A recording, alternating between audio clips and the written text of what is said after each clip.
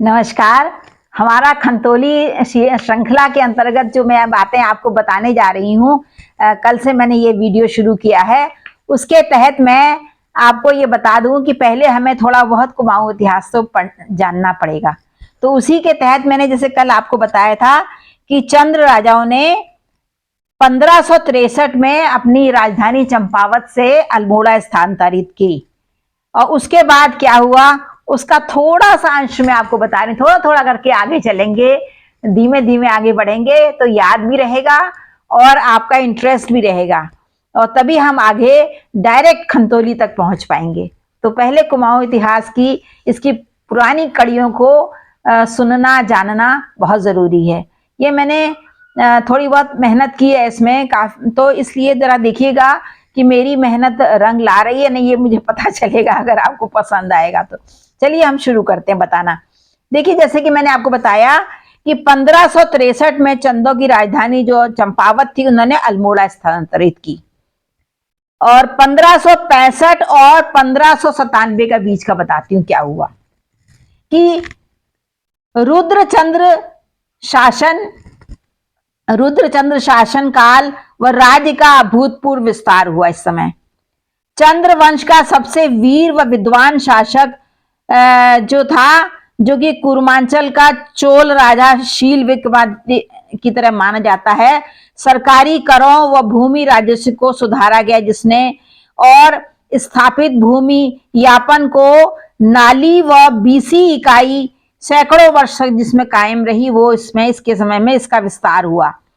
मंदिरों के निर्माण व जीर्णोद्धार का महत् कार्य किया गया इसमें, और स्वयं संस्कृत विद्वान और उपरा गोदिया नाटिका, सैनिक शास्त्रम, आखेट प्रक्रिया और ययाति चरितम तथा त्रैवर्णिक धर्म निर्णय 4 पुस्तकों की रचयिता। इनमें से 2 संपूर्णानंद विश्वविद्यालय काशी द्वारा प्रकाशित की गई थी बाद में।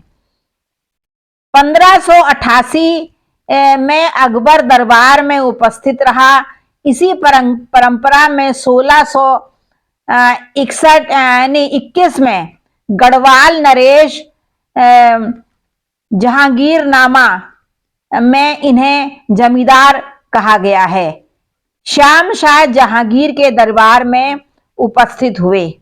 श्याम शाह जो उस समय थे वो उपस्थित हुए। भ्रमण करने वाले नील व्यापारी विलियम फिच ने कमौ राज्य की समृद्धि, कमौ मतलब कुमाऊं, कमौ राज्य की समृद्धि व परम शक्तिशाली रोद्रो राजा के बारे में प्रचलित बातों को अपने संस्मरणों में स्थान दिया है, शामिल किया है।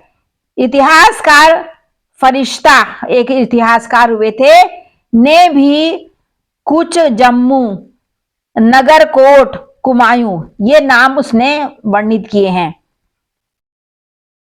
ये मतलब जो नाम जो हमें मिलते हैं उस समय इतिहास की रची हुई किताबों में।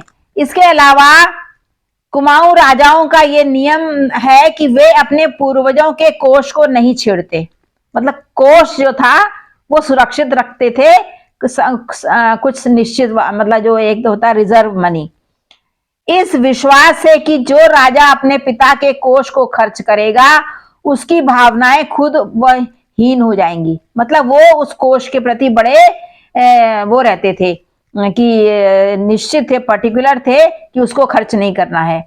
और इसके अलावा इस पुस्तक में भिम्बर राजाओं का भी वर्णन है। उसके अनुसार कुमाऊं राज अति विशाल और अपार कोष का स्वामी है। वो अपार कोष इसलिए था क्योंकि वो लोग अपने संचित कोष को खर्च नहीं करते थे। जो उनको इस समय उनके पास कर रूप में धन आता था वो उगाही के रूप में उसी में से पूरा राज्य चलाते थे, मतलब वेस्ट ऑफ मनी नहीं करते थे। आज बस इतना ही, क्योंकि बताने को तो बहुत कुछ है, पर यह है क्या छोड़ूं क्या बताऊं के चक्कर में वीडियो कहीं बोरिंग ना हो जाए, आप फिर आगे न इसको देखें। कल बताऊंगी क्या हुआ, बहुत मजेदार बातें हैं। तब खंतोली पर हम आके विराजित होंगे, उसके बारे में भी बताएंगे।